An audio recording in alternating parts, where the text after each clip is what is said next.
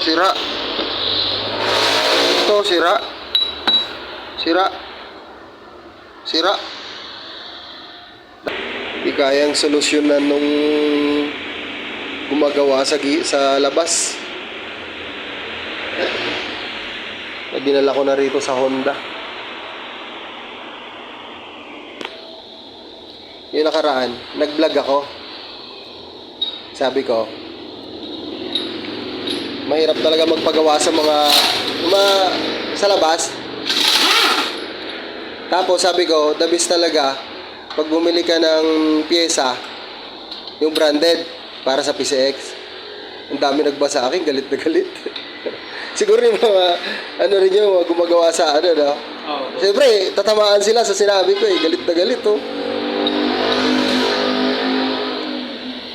Di raw lahat na gumagawa sa Honda marunong. Binili ko rito Palitin na yung huli mo, boss Ha? Yung puli. Start ko lang, boss Yari, gastos. Fully drive case, itong dalawa.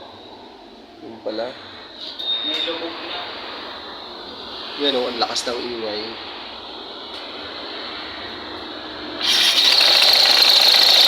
Siya nga yung maingay. Siya nga. Mayroon ba dyan? Check ko lang, sir, kung may stock kami. Hindi ko mayroon. Hindi naman talaga normal na maingay ang panggilid ng PCX. May dahilan talaga kaya kung bakit maingay ang panggilid ng PCX. Tulad niya ng pulley.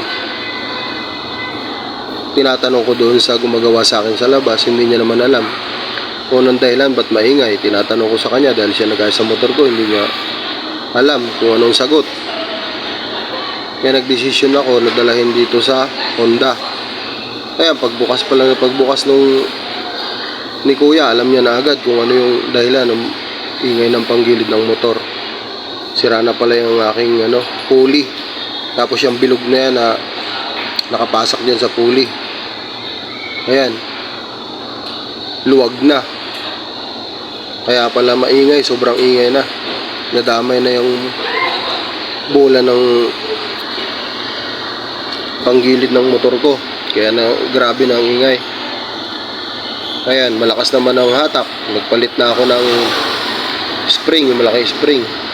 Pero ganun pa rin, sobrang ingay.